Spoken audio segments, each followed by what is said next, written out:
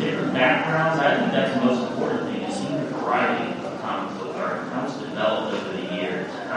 How exciting it is to have this diversity. In my immediate left, we have Stephen Green, who's known for Sea of Stars, as well as Hellboy. Also, Andy Price, who you might know his work from My Little Pony, Star Trek, as well as Tales from Halloween Night. Next down the line is James Pascoe. He did the art of the California Terror deck, as well as work with DC, Marvel, Bounty, and Dark Horse, as well as Joe Corroney, who knows his work on Star Wars and on Star Trek. Welcome. That's fun to have all of you here. So I think the most pertinent question, and we'll go start from here right down the line, is why comic books? What began your passion in this field? Okay. So how far should I begin on this line? Is this good?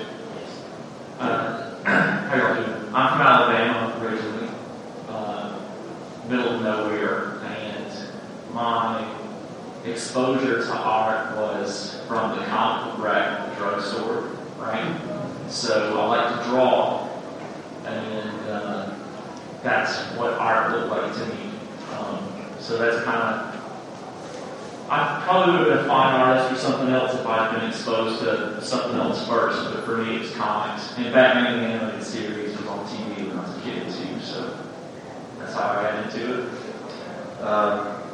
Basically the same. It's the cultural exposure. I grew up in the Chicago area, and there was it's just a very, very long time ago, but there was a painted panel van that presented a painting on the side of me, and I remember watching that drive around town, and the older kids in the neighborhood had like vampire magazines and creepy and eerie and stuff like that, and so I was kind of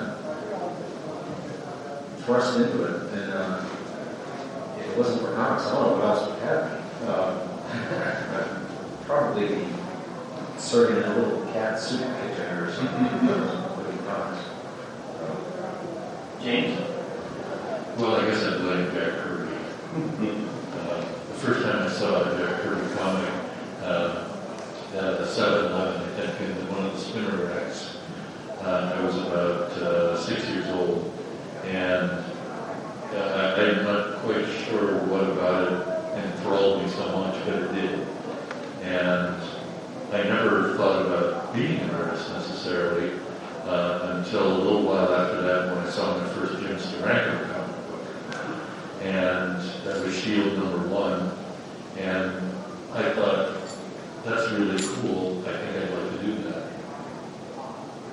And I did. Thank you. So mine goes back to when my first comic book, we had to go all the way back to 1977 when Star Wars came out. I was barely 4 years old, and obviously I'm from that generation that a lot of artists can go back to Star Wars as a touchstone for the impetus of them becoming comic book artists or creatives or even actors or whatever. So the effect it had on me was, for my birthday, about a month or two after Star Wars had come out, my mom had gotten me the Star Wars Treasury-sized edition comic book from Marvel. It was the adaptation of the movie. So she got that for me for my birthday, because that's how, back then, when you wanted to relive Star Wars, you didn't have VHS quite yet, or it wasn't on cable yet. So I would relive Star Wars from that comic book, from the Treasury-sized edition. It was like a large, oversized comic. And that was sort of my introduction, not only to comics, but then Star Wars art, and then that led me on a path to become a Star Wars comic book artist for Dark Horse for a little while, and then also a Star Wars illustrator for Lucasfilm and Disney for the last 20 years or so. For Lucasfilm and after Disney too. So. Nice. So Stephen, we'll start with you. We'll ask the question down the line. If you look at the comic books that you were exposed to that was the driving force for you to get involved in this industry, how would you apply what you saw from your youth to your style now? Would you say it was a strong influence, or did you deviate? And if so, how did that happen? I might have a controversial answer here. I've been trying to deviate ever since when I was into getting into art. It was peak image, 90s image, right? So a lot of those for hyper muscles and tons of cross-hatching. I don't want to name any names, and some of those guys are really amazing, but a lot of that art I think was pretty, I don't think it's very good. and that would also some people people couldn't draw feet. There's a guy that couldn't draw feet, and also the storytelling was really good. Yeah, nobody knows. He might have been on a Blue Jean commercial, but the storytelling was really bad in those comics too, because there was so much money in comics back then that instead of telling a story, you could just draw a splash page of Gambit and sell it for $4,000. So there's a lot of splash pages, a lot of stuff like that. So I really was into that when we were kids. Very exciting. These comics sold, people liked them, but as I became a little older, I got more into the craft of drawing, and I tried to unlearn that stuff. And you mentioned Frazetta, so I got into Frazetta and Jeff Jones and a lot of the Bernie Wrights and those people that put a lot of craft in their work. So that's kind of, I still like some of the stuff I liked when I was a kid. I'll always like Bruce Timm, but a lot of the stuff I kind of let go of. Interesting. How about you, man? It's the same way. I think with all of us, when it comes to what inspires us, our brains are kind of like a file cabinet that's stuck open, and we see things from artists constantly that we file away and pull up later and we're working on a page. Hey, I saw that thing and it looked really neat. How did he do that? Why did he do that? That kind of thing. But I grew up, reading comics. I have 3 older sisters, so there were already comics in the house. Nick Cardy, Aquaman, and Teen Titans, and Phantom Stranger, Jim Arrow, things like that. So, my era was Buscema and Hubert and Arrow, and then I followed that stream when the Image guys came around, when I'll say it, McFarlane came around. There's the McFarlane school to me. There's schools of certain artists that we've fallen into these kind of routines. Everybody has to draw like this person. There's the McFarlane school, Jimmy school, et cetera, et cetera. Do you think they were trying to be Art Adams? Yes. Yeah, that's an excellent comparison. The difference is that Art Adams has the background. Yeah, he can draw. And there's you've got to know when you can exaggerate and when you can't. It doesn't always work. But for me, the influences they don't stop. That constantly evolves. From looking at the comic artists that I grew up looking at the artists that they looked at. If I was looking at Bernie Wrightson, then I started looking at Frank Booth and Mike Klug and things like that. If I was looking at Steve Rude, then you go back and you look at Kirby. And it's a constant evolution. I think that's the fascinating part of comics, is to see how it constantly evolves from artist to the next. Excellent. James? Yeah, I would echo pretty much everything that's heard from these two gentlemen. It's a never-ending process. It strikes me as though it's a little like music. When you're a kid, you might hear a song that you think is really cool, and it's by dating something. It's by the Rolling Stones. And then one day you discover, there's this thing called blues. Mm-hmm. And there are Stones who love the blues, and then you follow the blues back to Robert Johnson, and artists like everything. Yeah, everything else is very easy, but so I started off, looking at guys like Kirby, who drew comics, who drew a lot of comics that inspired me when I was very young. And over time, I started to realize that there was a whole other world, this expanded world of art out there. And I began discovering, all of the guys that have been mentioned, from Frazetta to Bernie Wrightson. I discovered illustrators like Arthur Rackham. I discovered commercial artists like J.C. Linebacker. Oh yeah. And then when I went to art school, another world opened up for me. And I discovered, there was this whole art history, in the world, and that some of my favorite comic books were inspired by some of those people as well. So it is truly a never-ending process if we have any curiosity and any desire to do better. Yeah, that's exactly the thing. If you want to get better, which I can't imagine not wanting to, because then where does your interest lie? Sometimes your commercial interests lie in staying the same. Yeah. And not to beat up those image guys too much, but I think a lot of them didn't get better because they were too busy being 21-year-old millionaires. Like, why did these things get better when you can just, don't draw them? Yeah, I can't blame them. No, I can't either. Yeah, but I agree with you. I think that's actually a trap a lot of comic artists fall into. The ones that don't have the longevity in their careers, they draw in one style and that style only. And then as a commercial approach, that might be fine, but that will only take you.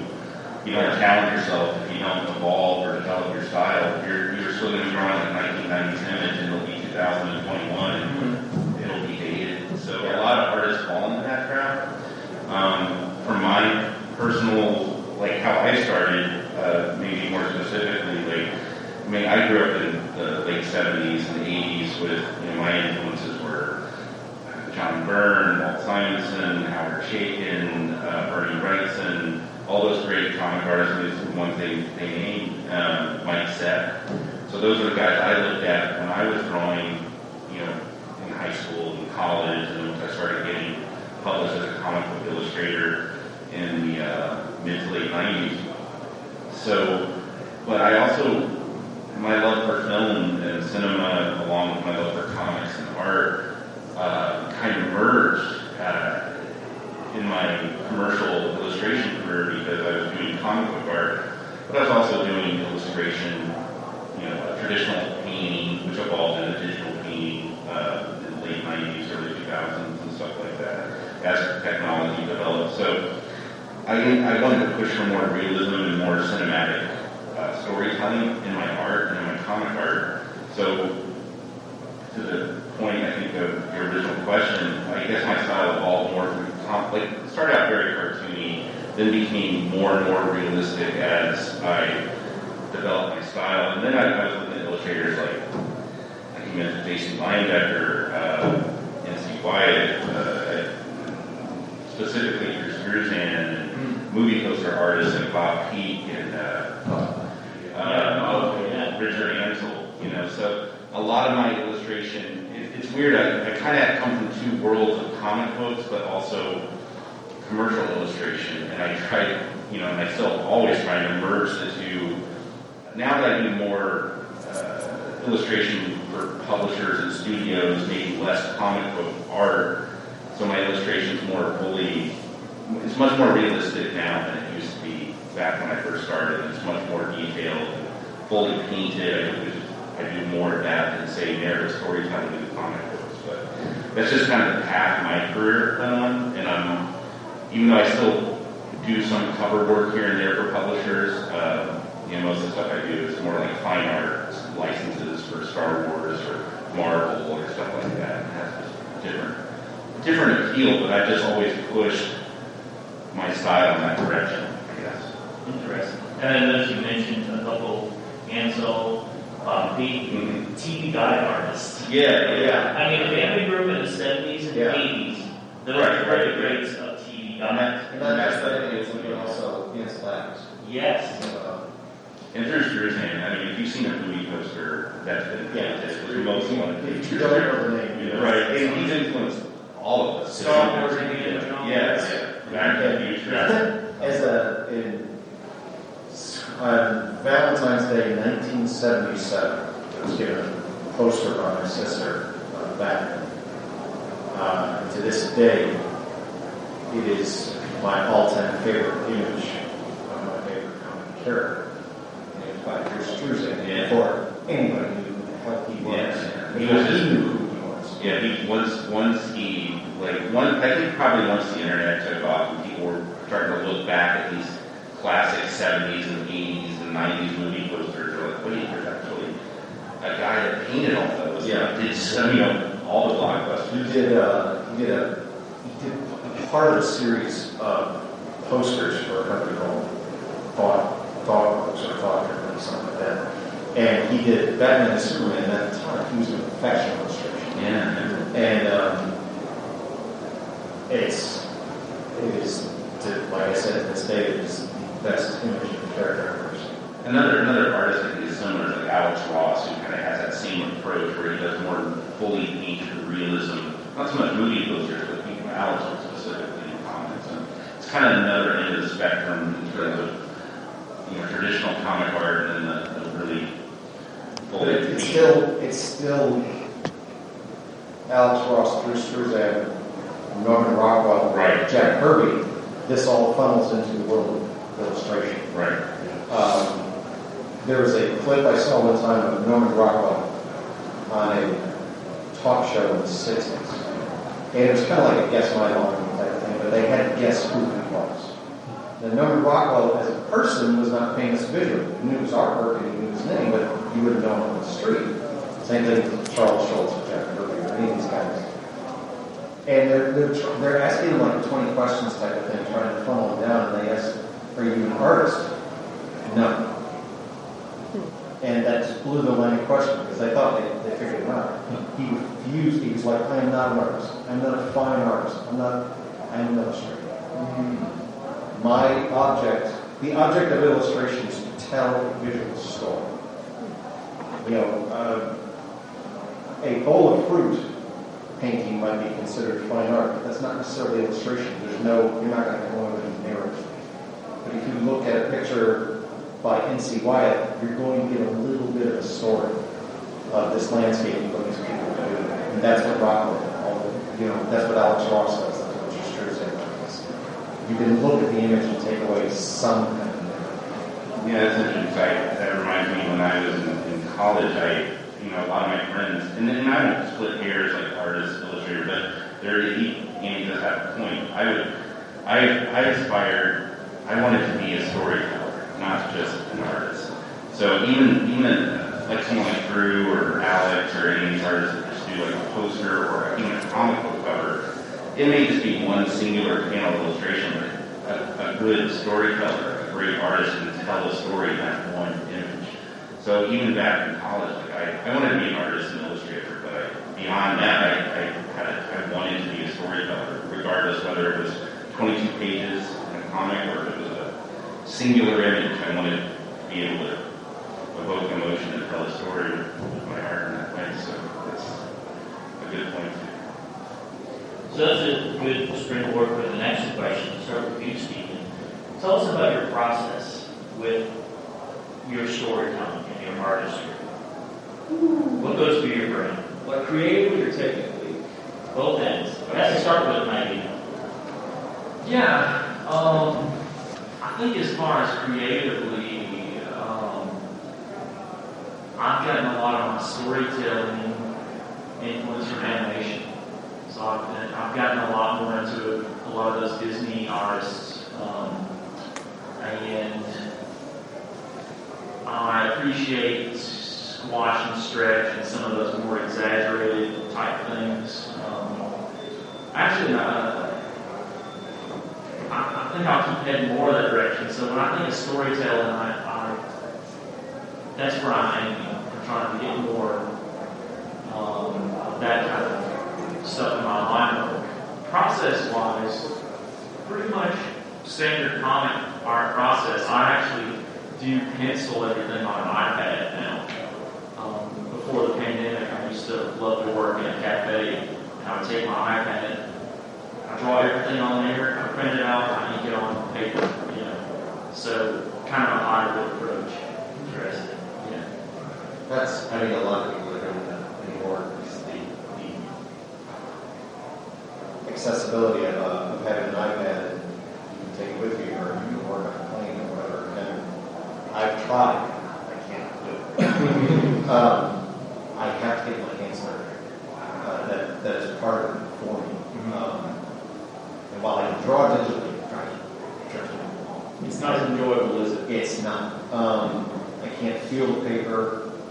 It is too easy to change my mind to not commit to what I'm doing, which really slows me down. But is that a good thing or a bad thing? For me personally, it's a bad thing. On a couple different strengths. Part of it is we're working under a deadline, typically, and if I keep changing my mind, I'm running out of time. But also, the more you second guess yourself, the more you are going to overwork a piece of art until, like you said, like the squash and stretch, the emotion of it is just going to leave it out. You get too technical. It can be very easy to get yourself on track. And I think, for me at least, digital makes the track a little bit easier. But as far as the process goes, I'll get a script. First thing I do is cursive write. You want to draw what? The United Nations. Yes. Yes. A bunch of horses going up the staircase. Easy stuff. Yeah. In the lower left corner, the Nigerian representative is smirking. Right. That was 16. And you can tell an experienced script writer. You can also tell when you get a script from somebody that doesn't write their sucks, because the way the script is structured. One writer that I work with, he does not keep a visual image in his head, and I'll be drawing page 16, and that thing that was on page 8 shows up again. I'm like, what thing's for page 8? You didn't say that. But that's one of the things that we have to deal with. But for me, I wake up and when the cats say it's time to wake up and feed them, I go downstairs, I drink too much bad coffee, I sit and I draw all day, I might put on pants at some point.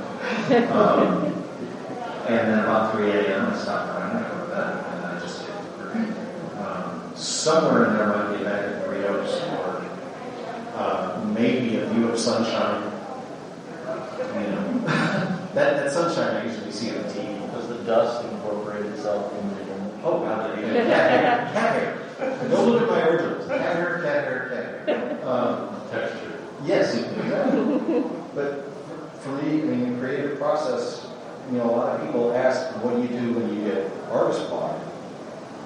And I've been doing this professionally since 1990, and I still get some degree of artist block on every project. But the deadline and the paycheck is a great influence.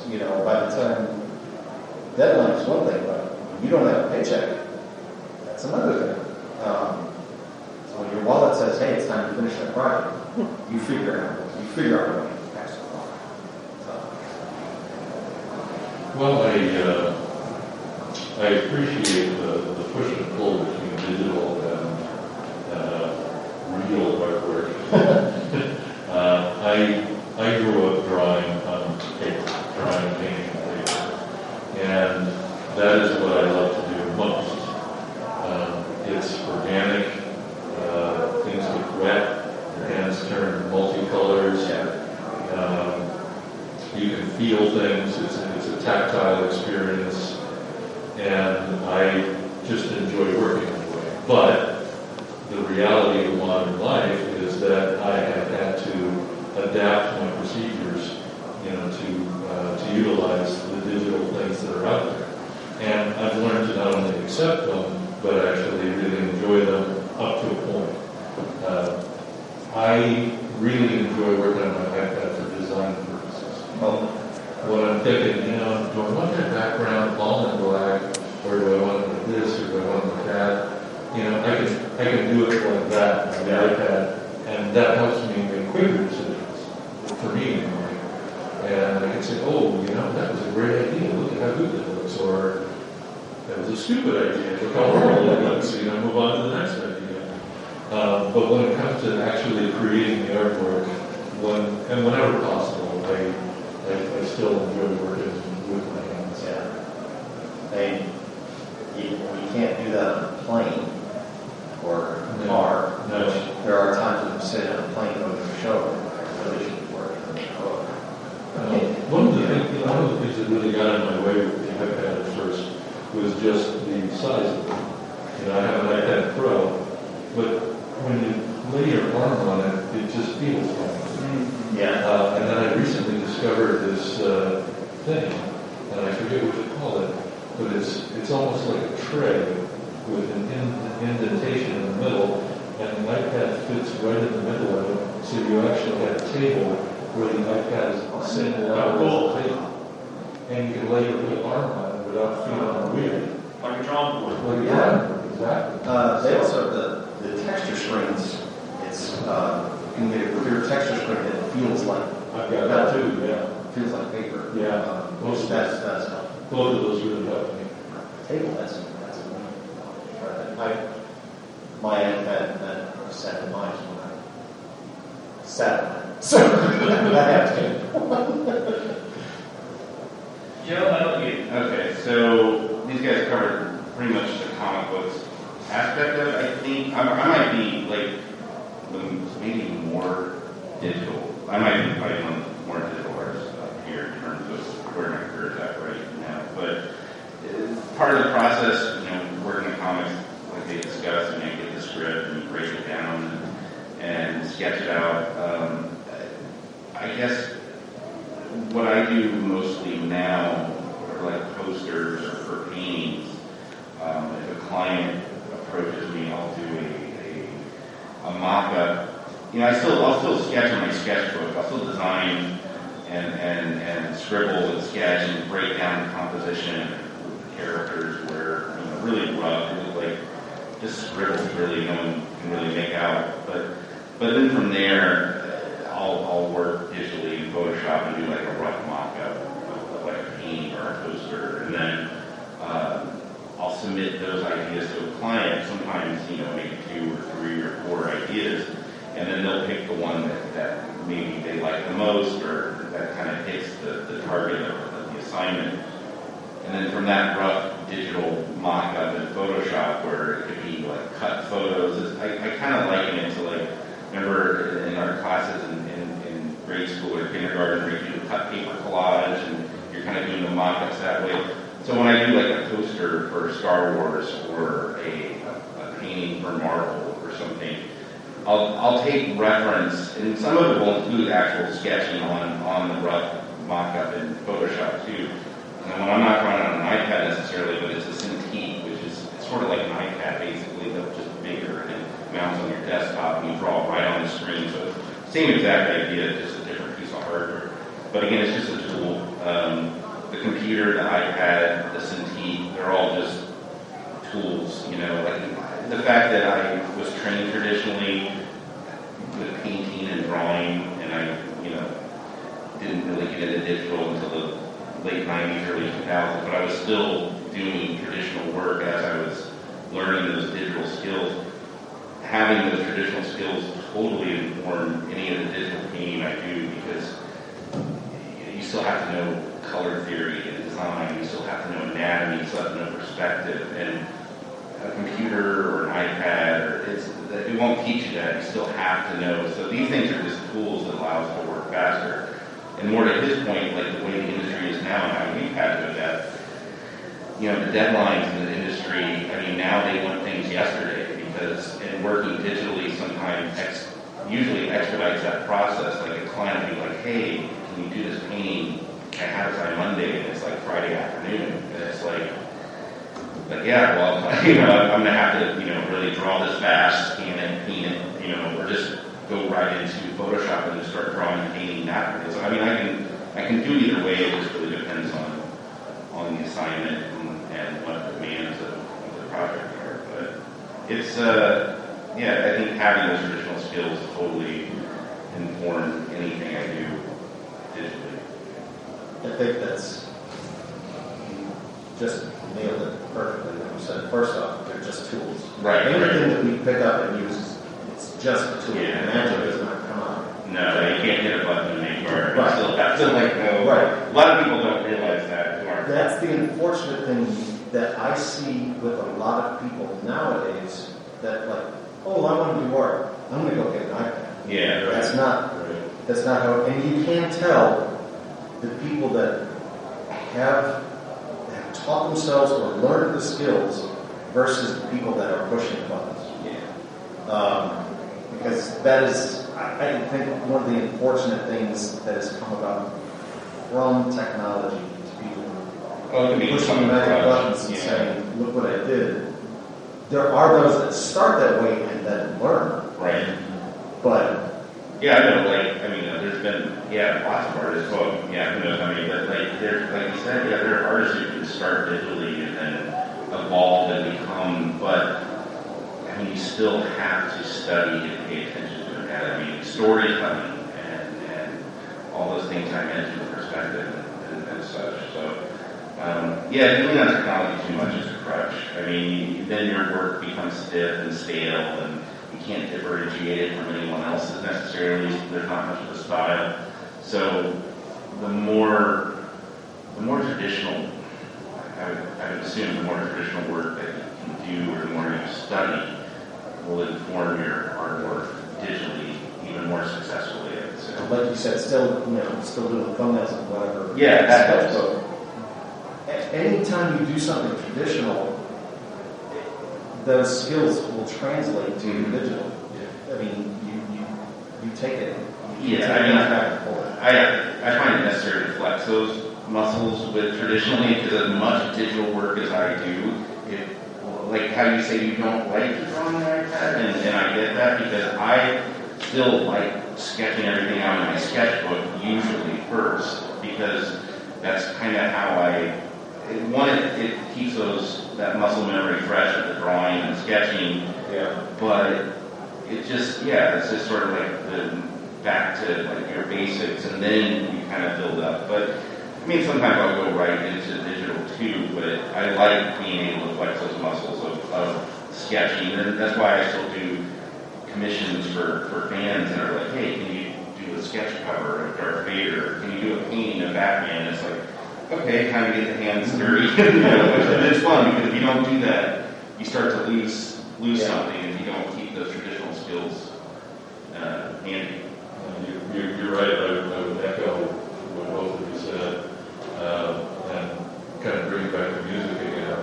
There's kind of a whole generation or two worth of musicians who feel like I don't need to sing, I can auto-tune, and I don't need to play, I can just program it into my laptop. Well, no. Well, yes, actually. Yeah. You can get away with it to an extent. You can get away with it to an extent, and much of pop music today is auto-tune vocals and playing around on laptops. But I do think that, like you said, you can tell. You can tell someone who has a musical training, who has a musical background in their songs, and you can tell someone who... You're not getting out. You're ours.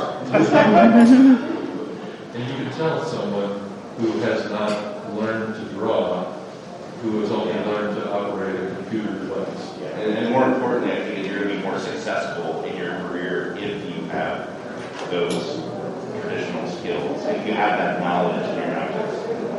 Right. Yeah. Interesting. Any questions from the audience at any time? Raise your hand. Gentlemen up front. This is a bit of a different vein, but so I noticed that all of you have adapted, extended, are contracted to work with existing stories, existing characters, and I'm curious to know when you get subject material like a script or character or a story, how do you take that and kind of make it your own and apply your own experience and style to it?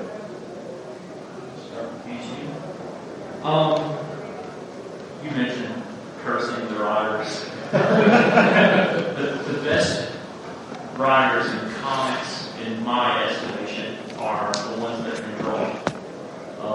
So, like some of the classic writers that are well known, Alan Moore, Grant Morrison, Neil Gaiman, all three of those guys can draw pretty well. Actually, if you see any of their work, they probably can't draw as good as a comic book artist, but they can draw pretty well. They think visually.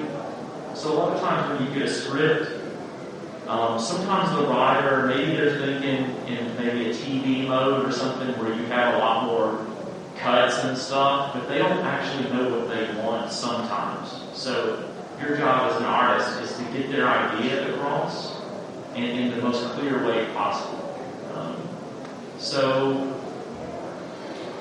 I may have lost the plot a little bit, but that's a big thing. Like, you want to maintain the essence of what they're trying to say, and that's kind of how you make it your own. A lot of writers might use a lot of wide shots or a lot of specific camera angles, and maybe that's not your style as an artist, right? So you make it your own, and that's what I would say. Yeah, occasionally you'll get a script where somebody is very specific about this is a wide angle shot or this is a close-up shot. And then the next writer that you get a script from has no camera version whatsoever. It's just Batman and Commissioner Gordon are standing on a rooftop. Here's the shot. He didn't say it's a day, it's a night, whatever. So you do have to bring your own interpretation to this story. It's like when you're reading the novel and you decided in your head what characters and what areas look like. Part of what you were asking about is like making their own. A lot of the work that I've done is licensed work. My Little Pony, Trek, and Quantum Leap and Dark Shadows. So you've got an existing sandbox. You've got an existing world that has been established. But for me, at least, just stepping into that and being an observer in this museum has no interest. I need to do something. I have to contribute to it myself. And as part of when we started doing Pony comics, I was like, I don't want to draw like the animation. And Hasbro was like, what do you mean? I showed him what I wanted to do, which is a heavy comic influence. Cross-hatching and heavy blacks and things like that. Looks great. That's great. And that was my take on their characters. I still had something established, but I put my touch on it. And again, when it comes to something that is a licensed property, you have that overlord company looking down at you, saying what you can and cannot do. If it's something a little bit more open, like Batman or Superman, that's had so much interpretation from issue to issue,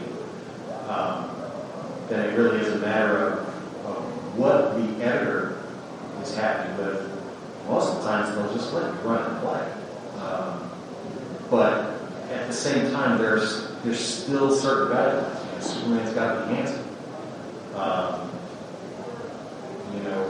There was an artist some years ago, I cannot remember his name, who took over the artwork on Robin for DC. And he was booed out of the book after 2 issues by fans. And even the editors were like, we don't understand, we liked it, we liked his interpretation, but the world didn't. And his characters were unattractive. It wasn't that he couldn't draw. That's how he chose to draw. So you've got to realize what the established work is and stay a little bit in that lane. You can swerve some, but you have to stay in the lane, if that makes sense. Is that what Robert Crumb drew Robin? Oh my God, there's a His art model was Danny DeVito.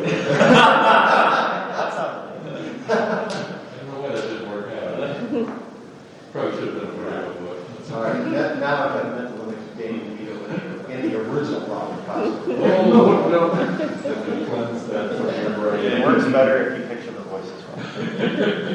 That would work if you had like Andy Kaufman as Batman. Well, that would be a lot of fun. What was the question? How do you put your spin? Oh, putting your spin, that's right. How do you bring you into the work? That can be tricky. It can, as has been previously stated, depend on the writer and the relationship that you have with the writer. It can, in large measure, depend on the editor and your relationship with the editor. Some editors are more flexible than others. Some writers have very minuscule, very particular ideas about every little aspect. And they want you to, in essence, carry through their vision. Some writers are a bit more appreciative of the art process, and they want you to put yourself into the work because, and in my view, that this is the correct view, they realize that's the way to get the best work. I don't think too many artists will end up giving their best work. Not that they won't try, but it just won't turn out as well if they don't feel like they're invested somehow in the creative process. So this is where the aspect of art as a creative enterprise sometimes meets with the aspect of it being a job. Jobs have bosses, jobs have workplace environments, which sometimes lend to things being more creative and balanced. And so, the best answer I can give you is it just depends. There's a couple different ways I can approach this question because when I was doing comic art, again, my influences growing up reading comics were a lot of artists, but some in particular that were very dynamic, high contrast, very dynamic light and shade type artists like Frank Miller or Mike Mignola or those kind of artists really appealed to me. So but I was also very interested in realism and cinematic storytelling. So as I developed my style, I was putting my voice into kind of just something I just naturally developed over years of drawing. I was kind of injecting that high contrast style with my realism. Guys like Tim Bradstreet, another big influence.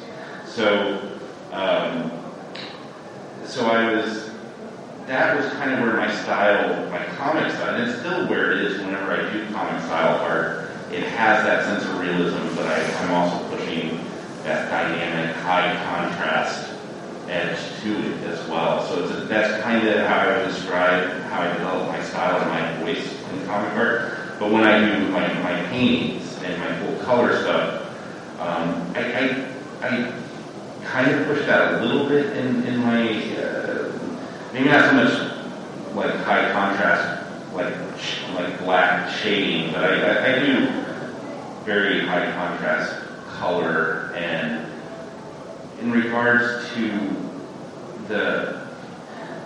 having to put your voice on something like a licensed property is not always the easiest thing to do. So the way I approach it is, like, for example, if I'm doing like a Star Wars poster, they want it to look like Harrison Ford, or they want it to look like, the guy who plays Mandalorian or something. So I can't really deviate from those likenesses. Like, I have to make sure it looks like those characters or those actors. So the way that I inject my voice into it is maybe through technique, but not deviating so far that maybe not like Bill Sienkiewicz or something where you're being very expressive, even though he's the master at balancing that. I can't do what he does, but where he can balance a very expressive technique but still retain the integrity or the soul of the character or the likeness very well. So that's like an extreme version of that. I don't go that far, but I mean, that's kind of the trick though, is like, well, I have to make it look and feel like Star Wars, but as an illustrator, as a storyteller, you want to put your stamp on it. So I do that through maybe certain techniques in visually how I'm painting.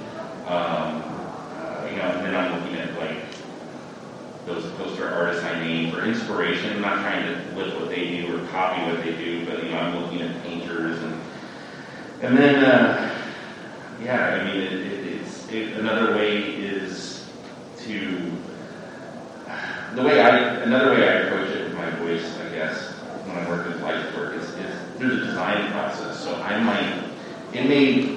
there may not be a whole lot of like exciting, may not be like very like expressive technique necessarily, but the way I design very specific might blend where people can go, oh, that's Joe Corroney's poster because I recognize how he's designing, maybe decorative elements, maybe where I'm looking at like other designers or maybe Art Nouveau or some kind of specific design, So there's other ways you can do it, but as far as like comic book illustration, that was how I described earlier. That was one way I approached my comic book voice, and then I have sort of my digital painter voice or my traditional painter voice.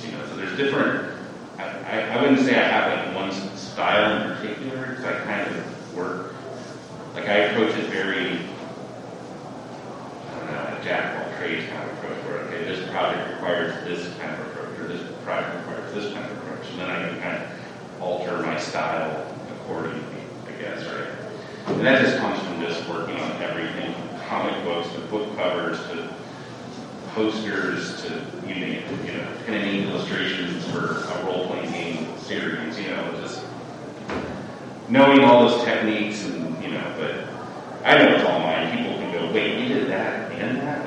Like I might do like a propaganda style art, like very like graphic vector art style, and it'll be like a propaganda poster for Star Wars, but then they'll look at something I painted very realistically and it looks like two different artists, but I enjoy working in different styles, so that's one way I do it. Interesting.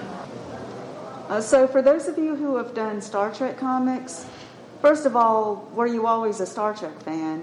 And then, what was it like working on Star Trek? I know that you talked about other licenses, but how was it doing Star Trek specifically? I've got a Star Trek project home right now. I'm a deep Trek fan. I grew up watching Star Trek in '77 when Star Wars came around. I think I was one of the last people in the class to see it. And I remember going to see it, and finally sitting there and going, we'll see this every Saturday.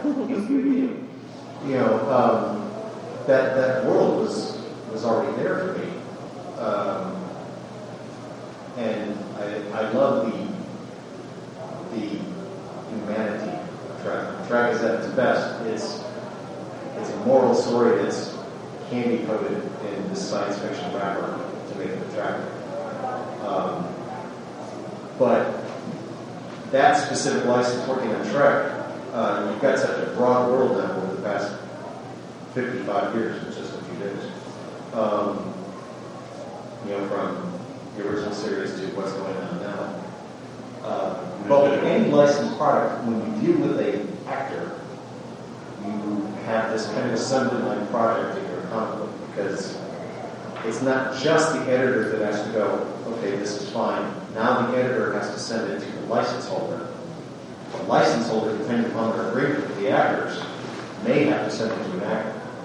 A license holder may have the license to go, yes, this is fine, or the license may specify, hey, actor A gets approval on all of his likenesses, no matter what the project is. So now that project has to go to that person. And there are some actors that however you want to do it, that's fine. But there are some actors that, no, I have a freckle here. You've drawn it too low. I'm not going to say any names. But there is a specific captain. If I ever meet this person,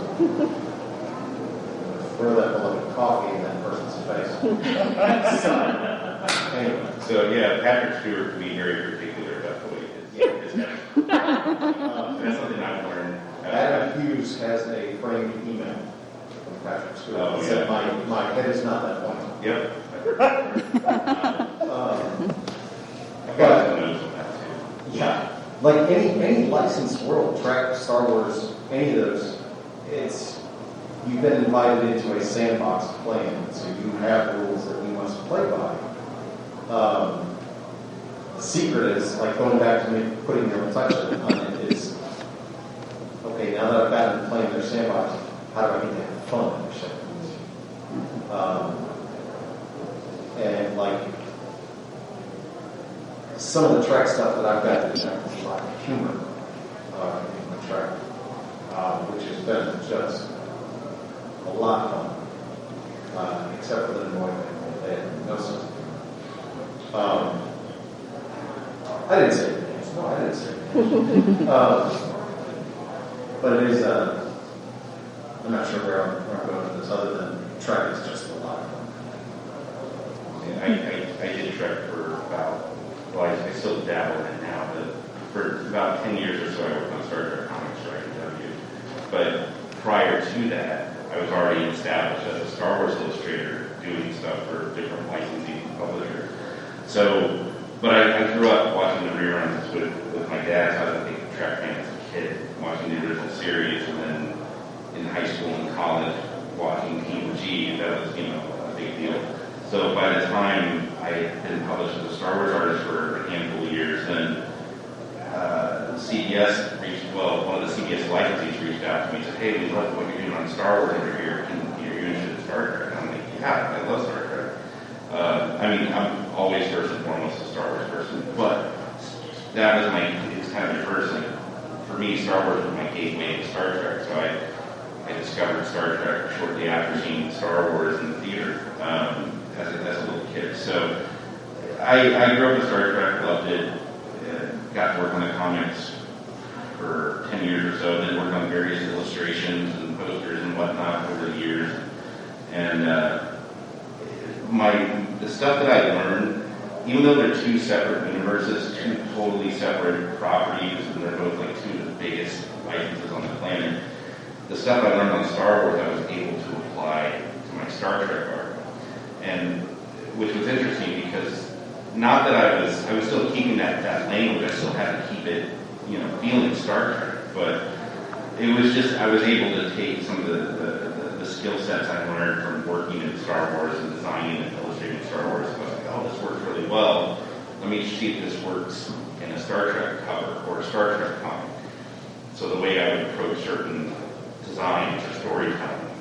And it was, what kept it in the language of Star Trek was the fact that I was drawing those detailed ships and those detailed characters and making them look like, but I was kind of maybe, say, approaching a Star Trek cover from more of a Drew Struzan approach or something, or maybe more of a Marvel artist that drew Star Wars that I liked, and I was kind of taking those ideas and injecting them into my Star Trek art. So for me, it was kind of taking little bits of Star Wars here and there, but still keeping it Star Trek.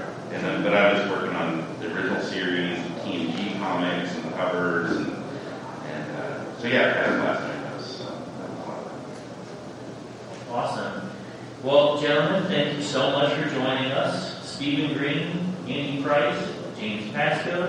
Joe Corroney. You are having items for sale at your tables? Yes, correct. Everyone's going to be available. Don't give us your wallets. Beautiful. I'm not joking. I also did the bag art this year, so There we go. I think it's like your bag. yeah, the sign your bag is pretty happy about that. Yeah, beautiful artwork. Thank you so much for joining us. We enjoyed having you. Enjoy the rest of your time. Thanks for listening. Make sure you hit that subscribe button and join our Facebook group. Live long, and may the Force be with you. Nanu Nanu.